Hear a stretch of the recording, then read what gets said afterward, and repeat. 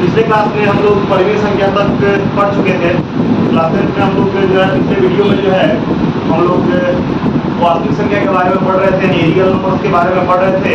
इसमें हम लोगों ने देखा था कि प्राकृतिक संख्या क्या होता है, नेचुरल नंबर क्या होते हैं, होल नंबर क्या होते हैं, पूर्णांक संख्या क्या होते हैं, परिमेय संख्या क्या होते हैं। ठीक है, इसके बारे में थोड़ा सा हम लोग जान लेते हैं कि प्राकृतिक संख्या क्या होता है। तो वैदिक संख्या गिनती की संख्या को हम क्या कहते हैं, प्राकृतिक संख्या कहते हैं। ठीक है, उसके बाद पूर्ण संख्या क्या होता है।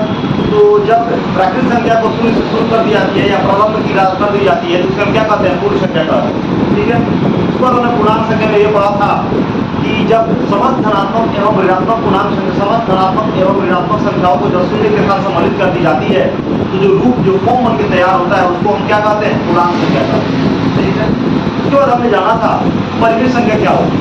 तो परिमेय संख्या वैसी संख्या होती है जिसे P/Q के फॉर्म में लिखा जा सकता है, यानी P/Q के फॉर्म में P/Q के रूप का हम लिख सकते हैं, उसे हम क्या कहते हैं, परिमेय संख्या कहते हैं। जहाँ कुछ कंडीशन के बारे में भी हम लोग क्या किया था, चर्चा किया था। उसमें ये हमने बताया गया था, वो बताया गया था कि P और Q क्या होता है, पूर्णांक होता है, और Q नॉट इक्वल टू 0 होता है। और Q नॉट इक्वल टू 0 के बारे में काफी लंबा चौड़ा उसमें हम लोग क्या किए थे, कॉन्सेप्ट सीखे थे कि Q नॉट इक्वल टू 0 होता है। ठीक है, उसके बाद जो संख्या आता है वो आपका संख्या कैसा, कौन सा संख्या होता है, वो अपरिमेय संख्या होता है। तो आइए देखते हैं कि अपरिमेय संख्या क्या होता है। ठीक है, देखते हैं अपरिमेय, अपरिमेय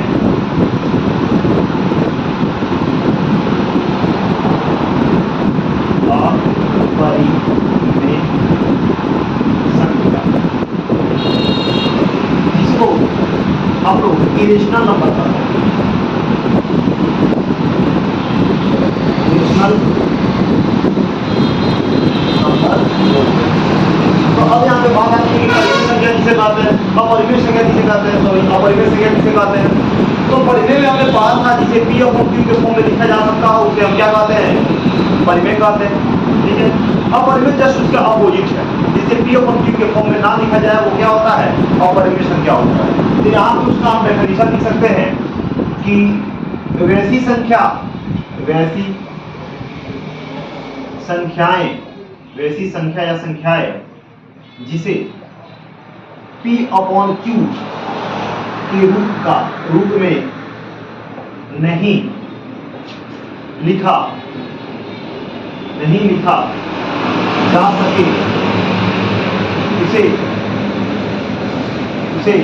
उसे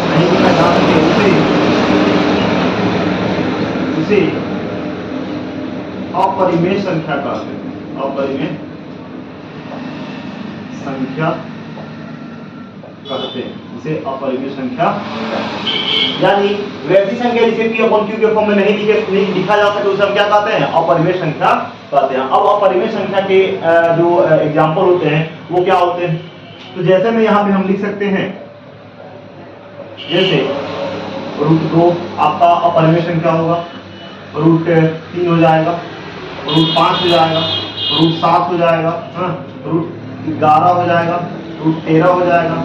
पाई का जो सिंबल होता है वो भी आपका क्या होता है, अपरिमेय संख्या होता है। लेकिन पाई का जो मान होता है, आप जानते हैं इसमें बहुत सारे बच्चों को कंफ्यूजन होता है कि जो पाई है, ठीक है, ये होता है आपका अपरिमेय संख्या, अपरिमेय संख्या होता है।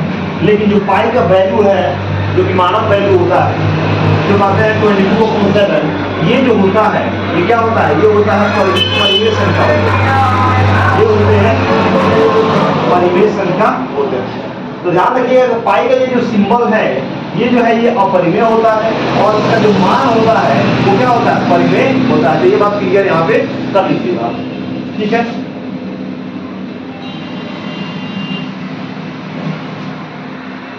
यहाँ पे हम आदि लिख सकते हैं। ये हो गया अपरिमेय संख्या।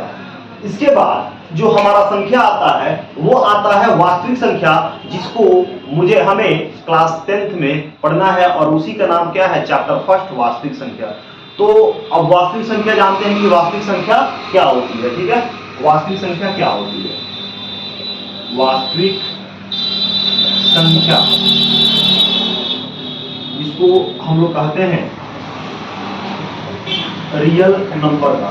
ठीक है, तो इसमें क्या होता है, तो जब परिमेय व अपरिमेय संख्याओं को आपस में मिलाने पर जो समुच्चय यानी जो सेट जो समुच्चय प्राप्त होता है उसे वास्तविक संख्या कहते हैं। मतलब यह है कि जब परिमेय को और अपरिमेय को मिला दें तो जो फॉर्म बनता है उसे हम क्या कहते हैं? वास्तविक संख्या कहते हैं। यानी वास्तविक संख्या में जितने भी संख्या होते हैं सबके बारे में जो है वो सारे जो है वो क्या होते हैं? वास्तविक संख्या ही होते हैं।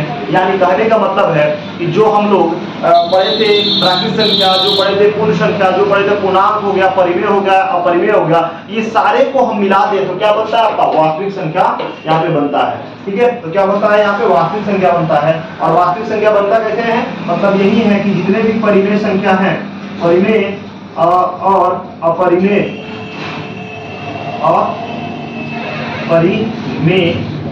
को मिला दे तो मिलाने पर जो फॉर्म तैयार होता है उसे क्या कहते हैं हम लोग? तो वास्तविक संख्या कहते हैं। क्या कहते हैं? वास्तविक संख्या यहाँ पे बोलते हैं, जिसको कहते हैं रियल नंबर। वास्तविक संख्या यहाँ पे कहते हैं। इतना में कोई दिक्कत नहीं है, ये सब क्लियर हुआ। तो अब यहाँ पे एक हम लोग जो है ना ब्रांचेस देखेंगे कि संख्या का निर्माण जो है कैसे हुआ था। इसको पूरा शॉर्ट ब्रीफ पे देखते हैं कि क्या है कैसे है। चलिए देखते हैं यहाँ पे। तो वास्तविक संख्या तो यहाँ पे क्लियर हो चुका होगा कि वास्तविक संख्या क्या होता है? तो जो परिमेय और अपरिमेय को क्या करते हैं? आपस में मिला देते हैं और मिलाने के बाद जो फॉर्म तैयार होता है वो क्या होता है? आपका वास्तविक संख्या होता है। क्लियर है, कोई दिक्कत नहीं है, रियल नंबर उसको कहते हैं। ठीक है,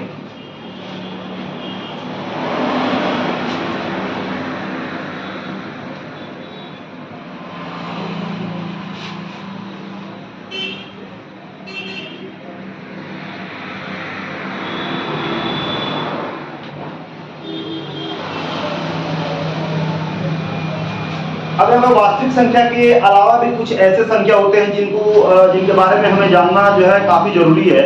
उसमें से आपका आता है क्या? आभास संख्या आता है। ठीक है, आभास संख्या। तो देखते हैं आभास संख्या क्या होता है।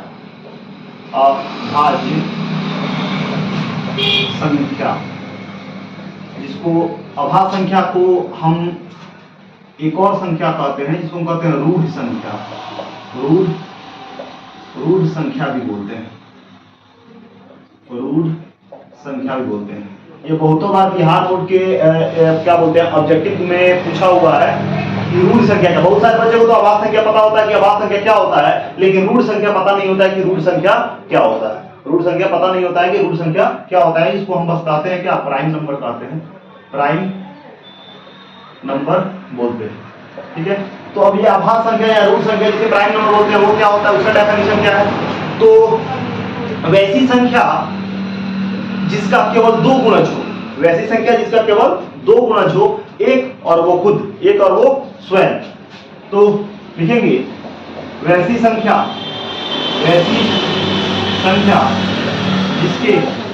जिसके केवल दो गुणज हो, केवल दो गुणज हो, स्वयं एवं एक, उसे अभाज्य संख्या कहते हैं। उसे अभाज्य संख्या कहते हैं, उसे अभाज्य संख्या कहते हैं। ठीक है, तो वैसी संख्या जिसे केवल दो गुणज हो, स्वयं और एक, तो उसे क्या कहते हैं? उसे अभाज्य संख्या कहते हैं। जैसे अगर देखें तो एक में एक आभास संख्या नहीं होता है। ठीक है, और आपका दो हो जाएगा, दो आभास संख्या हो जाएगा। कैसे? क्यों? क्योंकि दो का जो है दो गुणज होता है, एक और वो खुद। तो दो क्या हो गया? स्वयं हो गया, और एक तो यहाँ पे है। ठीक है, तो इस तरह से दो क्या हो जाएगा? आभास संख्या हो जाएगा।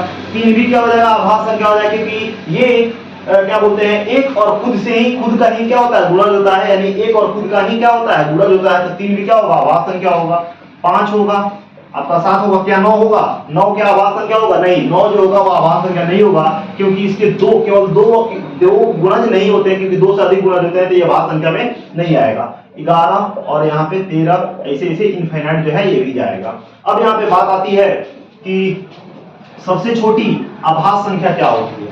तो सबसे छोटी अभाज्य संख्या, सबसे छोटी कौन है? 2। और सबसे बड़ी अभाज्य संख्या जो होती है वो अनंत होगी। सबसे बड़ी अभाज्य संख्या क्या होगी? तो यहाँ पे अनंत होगी। ठीक है, तो अब यहाँ पे अभाज्य संख्या के बारे में जान गए। तो अभाज्य संख्या क्या होता है? तो वैसी संख्या जिसके केवल और केवल 2 गुणज होते हैं, उसे एक और वो खुद, तो उसे हम क्या कहते हैं? अभाज्य संख्या कहते हैं। अब अभाज्य संख्या के बाद हमको एक और संख्या मिलता है जिसको हम कहते हैं भाज्य संख्या। इसको क्या बोलते हैं? भाज्य संख्या बोलते हैं। इसको बोलते हैं हम क्या? भाज्य संख्या उसको बोलते हैं। ठीक है, अब ये देखें कि भाज्य संख्या क्या होता है। भाज्य संख्या क्या होता है? भाज्य संख्या को हम एक और संख्या के नाम से जानते हैं, उसका एक और नाम है, जिसको हम लोग यौगिक संख्या भी कहते हैं। यानी भाज्य संख्या का एक और नाम है, भाज्य संख्या का एक और नाम है जिसको हम कहते हैं भाज्य संख्या कहिए या यौगिक संख्या कहिए। भाज्य संख्या कहिए या यौगिक संख्या कहिए, बात वही है। इंग्लिश में इसको बोलते हैं कंपोजिट नंबर। कंपोजिट नंबर बोलते हैं, कंपोजिट नंबर। तो अब ये कंपोजिट नंबर क्या है? तो वैसे संख्या जिसके 2 से अधिक गुणज हो, 2 से अधिक गुणज हो, यानी स्वयं और एक के अलावा भी क्या हो, कोई और भी गुणज हो उस संख्या का, तो उसे हम क्या कहते हैं? उसे हम कहते हैं भाज्य संख्या कहते हैं। ठीक है, तो लिखेंगे वैसी संख्या या संख्याएं, वैसी संख्या जिसके 2 से अधिक गुणज,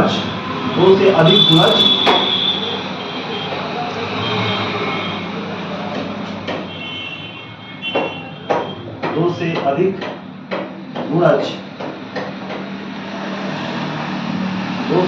गुणज होते हैं भाज्य संख्या का। 2 से अधिक गुणज होते हैं मतलब क्या? स्वयं एवं एक के अलावा। ठीक है, इस तरह से पोस्ट में लिख देंगे। गुणज होते हैं उसे, वैसी संख्या जिसके 2 से अधिक गुणज होते हैं उसे भाज्य संख्या, उसे भाज्य या यौगिक संख्या कहते हैं। यौगिक संख्या कहते हैं, यौगिक संख्या कहते हैं। ठीक है, कोई दिक्कत नहीं है। एग्जाम्पल देखिए, जैसे में तो आपका एक तो होगा ही, 2 तो नहीं हो क्योंकि 2 तो अभाज्य है, 3 भी अभाज्य है, 4 हो सकता है, 4 होगा, हो सकता नहीं है, होगा। क्यों? क्योंकि 4 के जो है एक तो होगा ही होगा, एक तो गुणज होता ही होता है, 2 भी गुणज होगा और ये स्वयं भी क्या होगा? ये देखिए यहाँ पे, ये तो इसका स्वयं हो गया, एक तो है ही है, यानी स्वयं और एक के अलावा भी एक और गुणज है, कौन? 2। तो हम कह सकते हैं कि 4 जो होगा वो क्या होगा? आपका भाज्य संख्या होगा, यानी यौगिक संख्या होगा। ठीक है, तो 4 हो जाएगा, आपका 5 नहीं होगा क्योंकि ये तो अभाज्य संख्या हो जाएगा। 6 हो जाएगा, 6 भी आपका क्या है? क्योंकि इसके भी 2 से अधिक गुणज है, यानी स्वयं और एक के अलावा भी क्या है? अधिक गुणज है, यानी 3 गुणज है। ठीक है, 2 से अधिक है। उसके बाद 7 नहीं होगा, 8 हो जाएगा। ठीक है, 9 हो जाएगा, 10 भी हो जाएगा, 11 नहीं होगा क्योंकि ये अभाज्य संख्या हो जाएंगी। 12 हो जाएगा। ठीक है, 13 नहीं होगा, 14 हो जाएगा, डैश डैश डैश इनफाइनाइट ऐसा जाएगा। ठीक है, तो ज्यादा यहाँ पर सोचने की जरूरत नहीं है, बस इतना ध्यान रखना होता है कि भाज्य और अभाज्य में अभाज्य संख्या को हम क्या बोलते हैं? ऋण संख्या बोलते हैं, जिसके केवल 2 फैक्टर होते हैं, जिसके केवल 2 फैक्टर कहिए, या जिसको 2 गुणज होते हैं उसको हम क्या कहते हैं? अभाज्य संख्या कहते हैं या ऋण संख्या कहते हैं। और भाज्य संख्या जो होती है उसे क्या कहते हैं? तो भाज्य संख्या को हम यौगिक संख्या भी कहते हैं, जिसके 2 से अधिक क्या होते हैं? गुणज होते हैं, उसे हम क्या कहते हैं? यौगिक संख्या कहते हैं। इसमें से एग्जाम्पल इस तरह का हो जाएगा। अब यहाँ पे बात आता है सबसे छोटी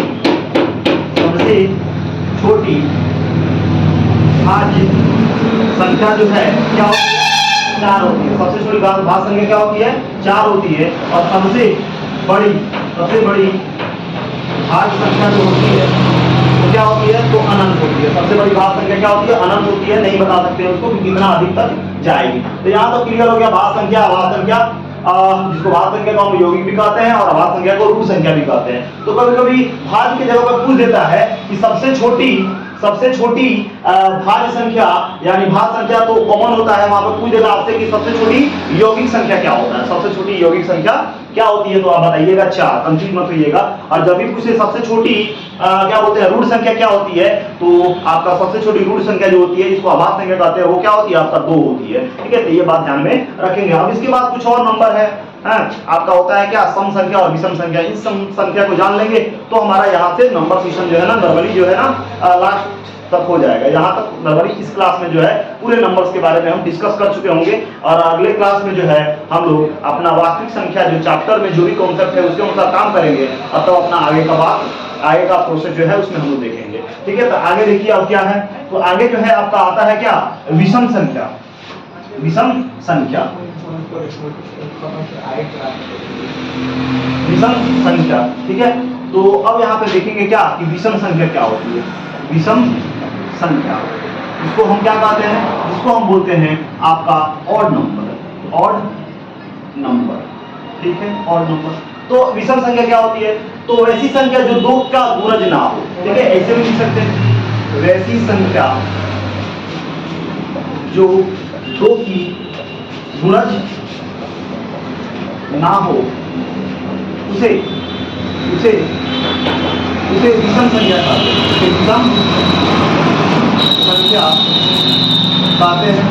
या एक और डेफिनेशन लिख सकते हैं, वैसी संख्या जो 2 से पूर्णतः विभाजित ना हो, पूर्णतः विभाजित ना हो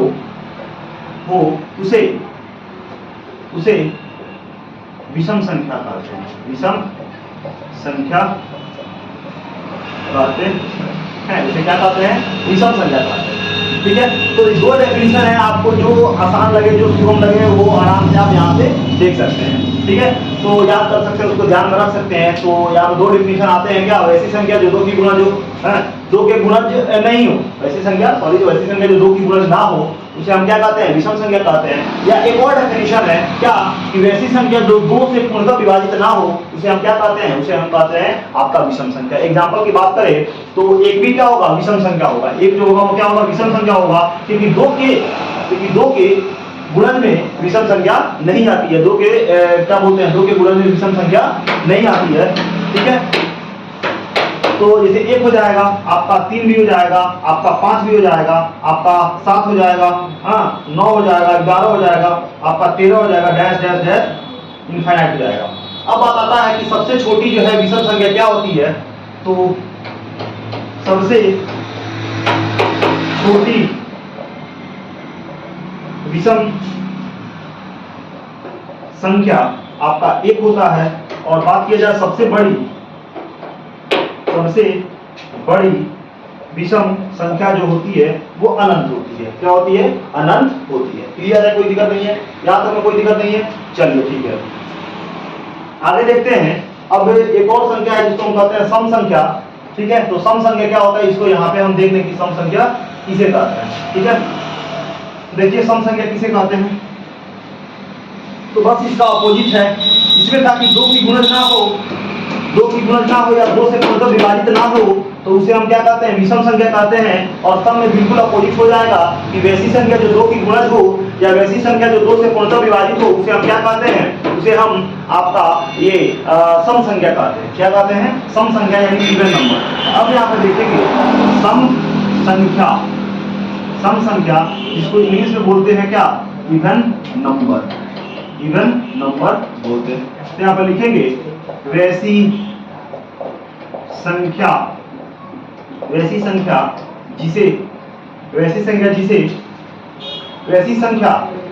जो 2 की गुणज हो, ऐसी संख्या जो 2 की गुणज हो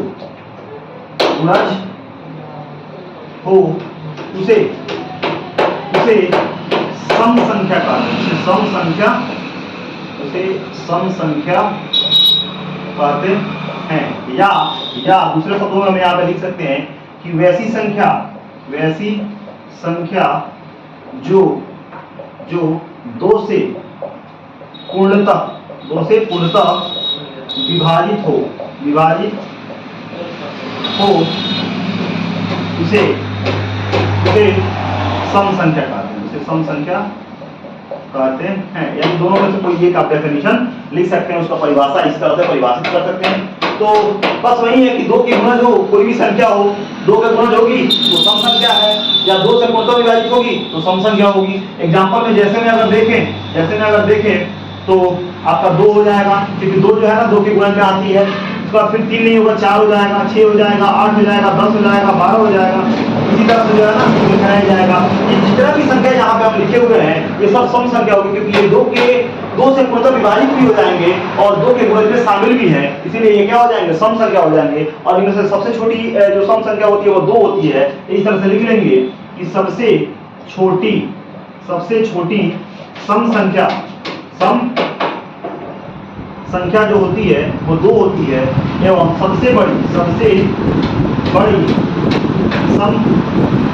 संख्या ये क्या होती है, अनंत होती है। सबसे बड़ी सम संख्या क्या होती है, वो अनंत होती है। आपको यहाँ पे देखने को मिलेगी सबसे छोटी सम संख्या क्या होती है, 2, और सबसे बड़ी सम संख्या जो होती है वो क्या होती है, अनंत होती है।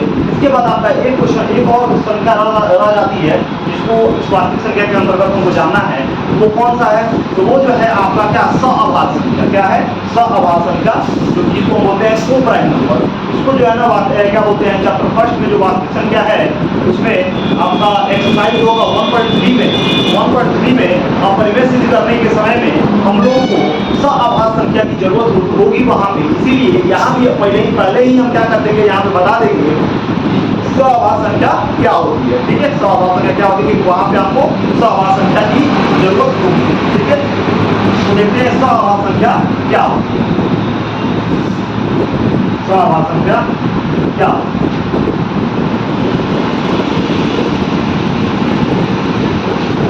तो सअभाज्य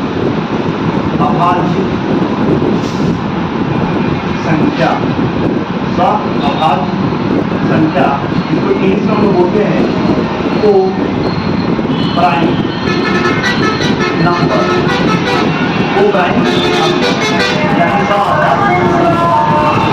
सअभाज्य संख्या वैसी संख्या होती है जिसका वैसी दो संख्या को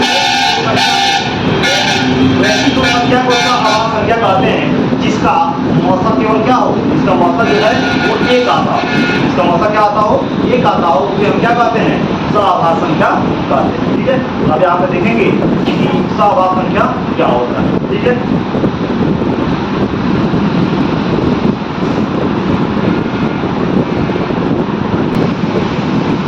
देखिए सअभाज्य संख्या क्या होती है, तो किसी भी दो संख्या का अगर हम क्या करें, फैक्टर निकालें और उनके फैक्टर में दोनों संख्या के फैक्टर में केवल एक, जिसमें एचसीएफ केवल एक आए, उसको हम क्या कहते हैं, सअभाज्य संख्या कहते हैं। यानी कोई भी दो संख्या ले लीजिए, उसका आप अगर मौसा निकालते हैं, अगर उसका मौसा केवल एक आता है तो वो दोनों संख्या क्या होंगे, सअभाज्य संख्या होंगे। यहाँ पे आराम से हम लिख सकते हैं कि सअभाज्य संख्या वैसी दो संख्या होती है जिसका मौसा केवल एक होता है, इसका मौसा केवल एक होता है, सअभाज्य संख्या ठीक है। सअभाज्य संख्या वैसी तो संख्या होती है जिसका मौसा केवल एक होता है। मतलब अगर एग्जाम्पल देखें तो हमने दो तरह का लेते हैं, हम 2 और देते हैं 3, ये दो संख्या। ठीक है, अब यहाँ पर चेक करना है कि ये सअभाज्य संख्या है कि नहीं है। ठीक है, तो यहाँ पे 2 है तो 2 को हम क्या लिख सकते हैं, 2 का फैक्टर क्या आएगा, आपका 2 का गुणज जो है गुणनखंड करे तो क्या आएगा, 1 और 2 आएगा।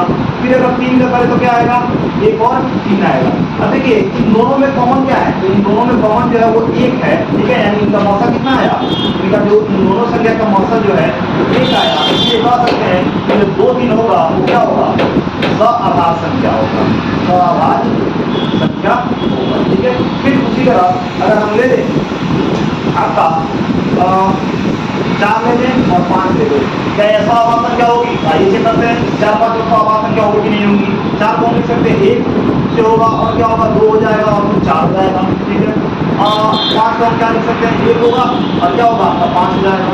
इसमें देखते हैं कि केवल एक ही है, इसका भी मौसा कितना आ रहा है, इसका भी मौसा जो है 1 आ रहा है, तो हम कह सकते हैं कि ये भी क्या होंगे, यानी 4 5 जो होंगे ये भी जो होंगे वो क्या होंगे सआभास संख्या होंगे, सआभास संख्या होंगे, ठीक है। क्लियर है, इतना कोई दिक्कत नहीं है, समझ में आया क्यों सआभास संख्या होंगे।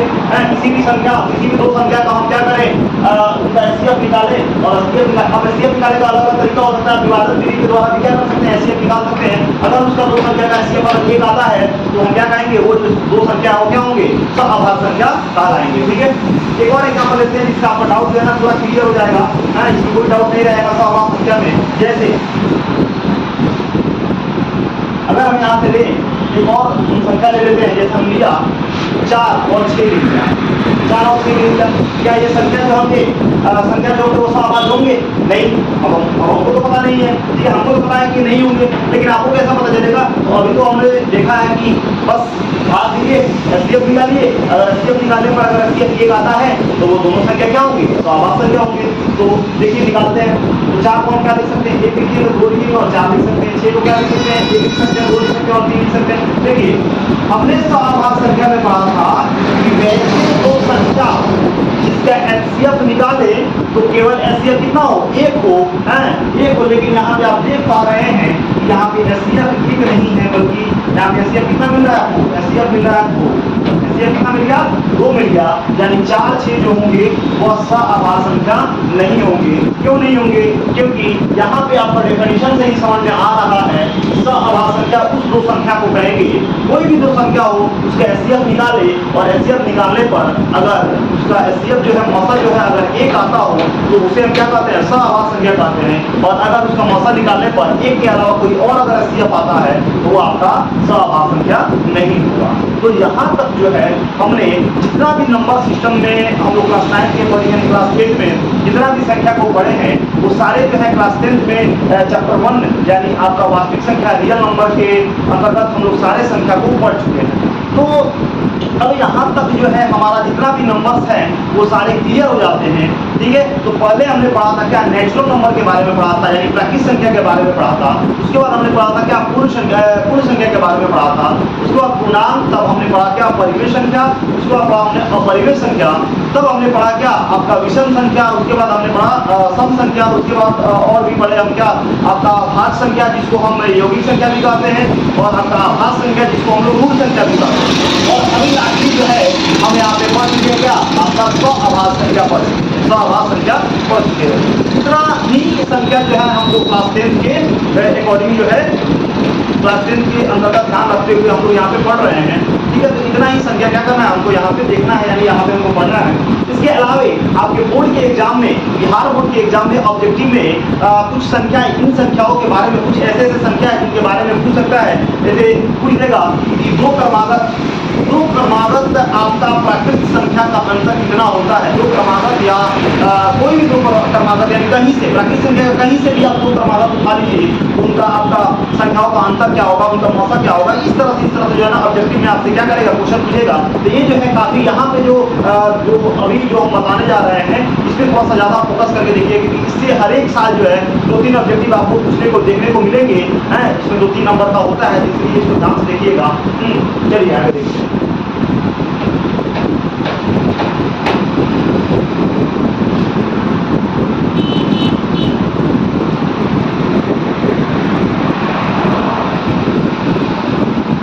सबसे पहले हम लोग स्टार्ट करेंगे प्राकृतिक संख्या से ही स्टार्ट करेंगे, प्राकृतिक संख्या को देखकर ही हम लोग क्या करेंगे स्टार्ट करेंगे। तो यहाँ पे क्वेश्चन आपको बन सकता है कि इम्पोर्टेंट टर्म है, यानी महत्वपूर्ण बात है, यहाँ पे ध्यान में रख के पढ़िएगा, क्योंकि हर एक साल जो है बिहार बोर्ड में है, इससे इस टॉपिक से रिलेटेड जो है कुछ क्वेश्चन आपको ऑब्जेक्टिव में देता है, और उससे कुछ नंबर्स भी आपको अगर मान लेते हैं अच्छे से आप नहीं पढ़े तो पढ़ सकता है, ठीक है।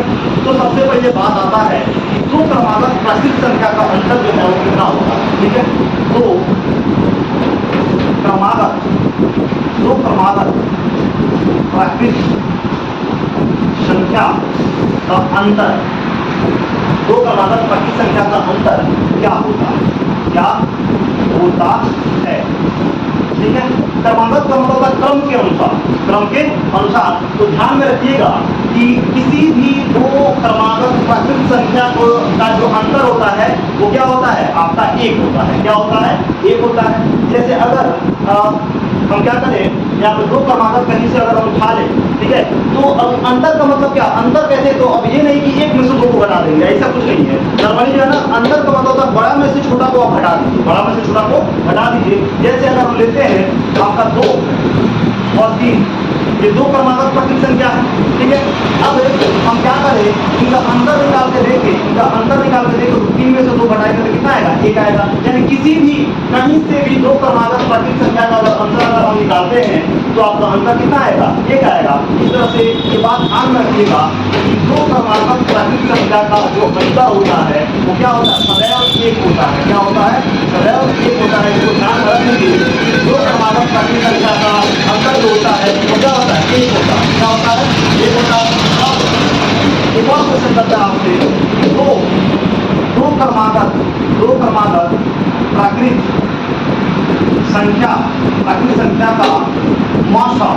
प्राकृत संख्या का मौसम, क्या होता है, प्राकृत संख्या का मौसम क्या होता है।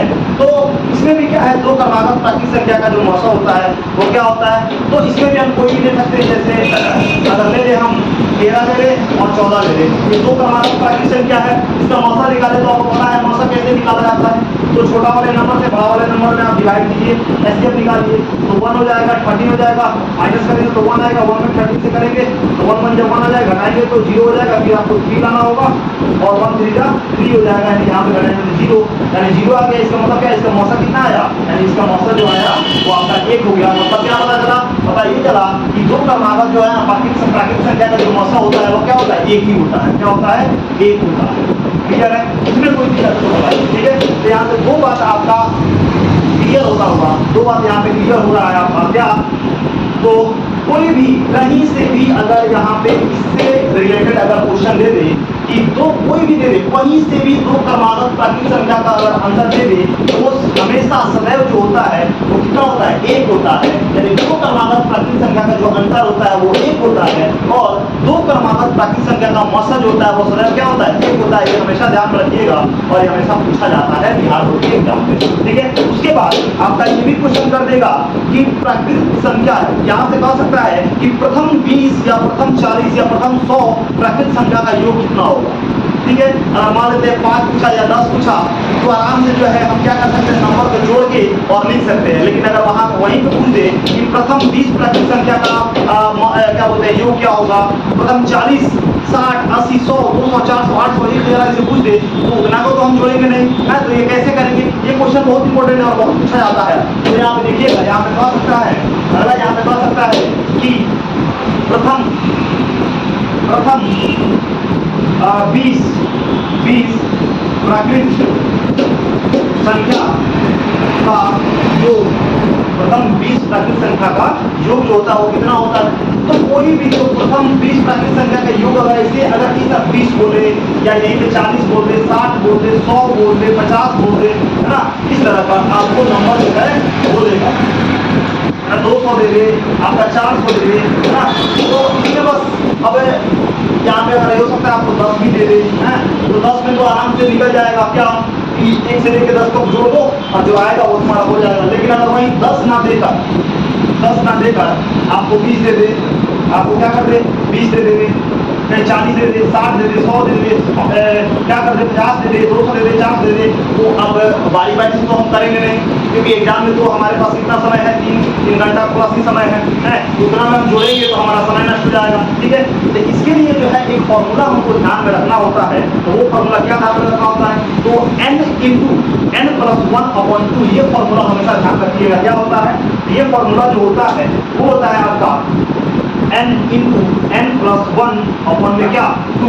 ये फॉर्मूला हमेशा ध्यान रखिएगा। किसके लिए, प्रथम कितना भी प्राकृत, प्रथम x यहाँ पे लिख सकते हैं, प्रथम x प्राकृत संख्या का अगर योग अगर यहाँ पे पूछ रहा है तो ये फॉर्मूला अप्लाई कीजिएगा। ठीक है, और यहाँ पे x बता रहा है, किसको, x बता रहा है नंबर ऑफ, यानी प्राकृतिक संख्या का प्रथम कितना यानी n बता रहा है कितना का, 20 का, 40 का, 60 का, 100 का, ये सारा जो है ये क्या बता रहा है, ये बता रहा है n को बता रहा है, क्या बता रहा है, n को बता रहा है। तो अगर मान लेते हैं यहाँ पे पूछा है कि प्रथम 20 प्राकृतिक संख्या का योग कितना होगा, प्रथम 20 प्राकृतिक संख्या का योग कितना होगा, तो जहाँ जहाँ n होगा वहाँ हमको क्या रख देना है, 20 रख देना है, क्योंकि पूछा क्या है, 20 ही पूछा हुआ है, क्या पूछा हुआ है, 20 पूछा हुआ है, इसीलिए यहाँ पे ध्यान रखेंगे, यहाँ पे फॉर्मूला के अकॉर्डिंग क्या रखते हैं, यहाँ पे अगर देखें तो 20 क्या है आपका n है, जितना पूछा उतना n, यानी 20 यही तो हो जाएगा, n की जगह पर 20 इंटू n की जगह पर फिर 20 रखेंगे और फिर आपका +1 अपॉन में कितना हो जाएगा, 2 हो जाएगा। अब 2 से 20 कटेगा 10 बार में, यानी यहाँ हो जाएगा 10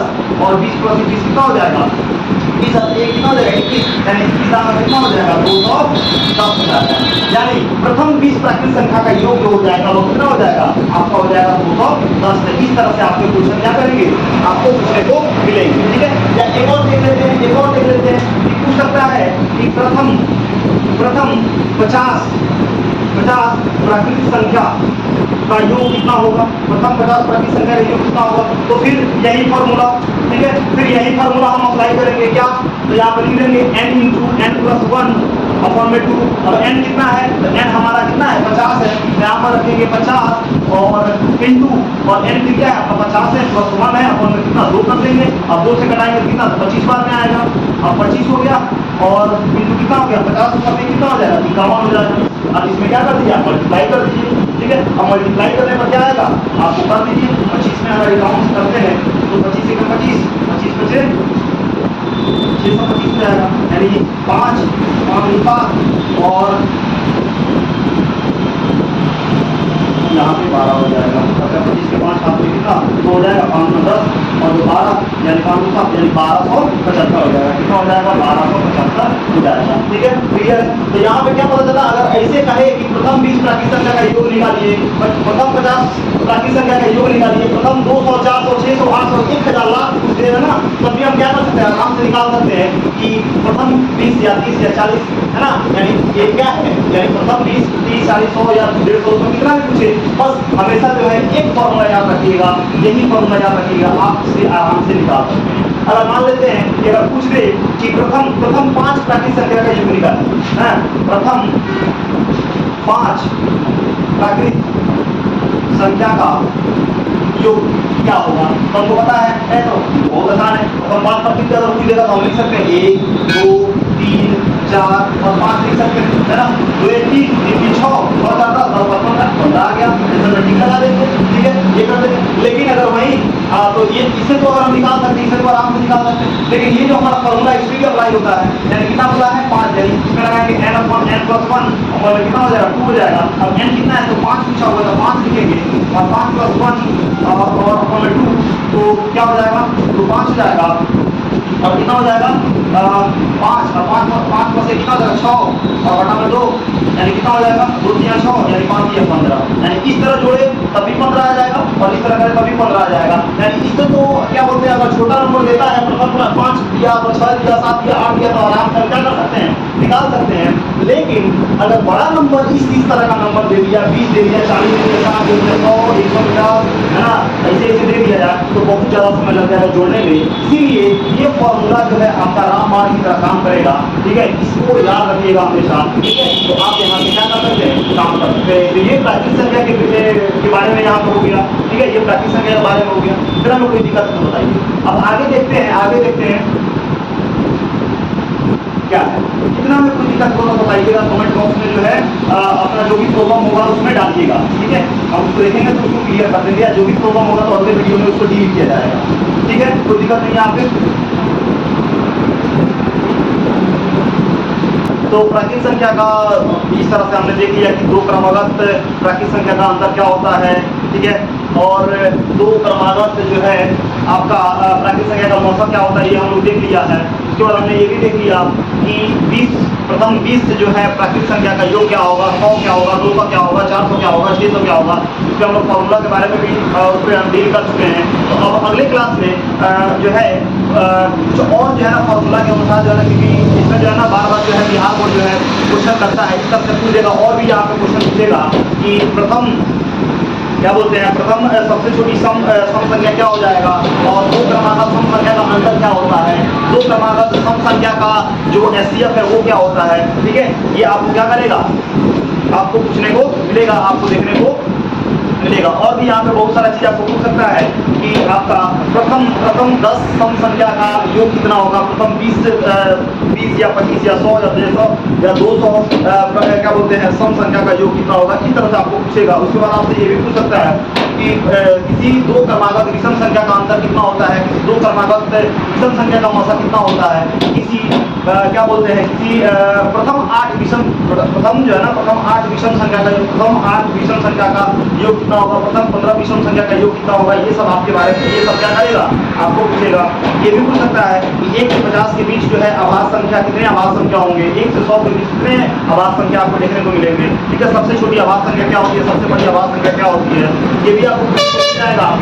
सबसे छोटी आभास संख्या का जो गुणनफल होता है वो क्या होता है। ठीक है, उसके बाद ये भी हम लोग जानेंगे। ठीक है, ये क्या होता है, तो इन सब के बारे में जो है ना अगले क्लास में हम डिस्कस करेंगे, क्योंकि ये काफी इंपॉर्टेंट आने वाला है और ये काफी एग्जाम में जो है ना मैक्सिमम जो है क्वेश्चन जो है आपको इसमें से पूछता है। ठीक है, तो थैंक यू। फिर अगले क्लास में जो है ये जितना भी बात हम बताए हैं इसके बारे में अगले क्लास में डील किया जाएगा। Thank you.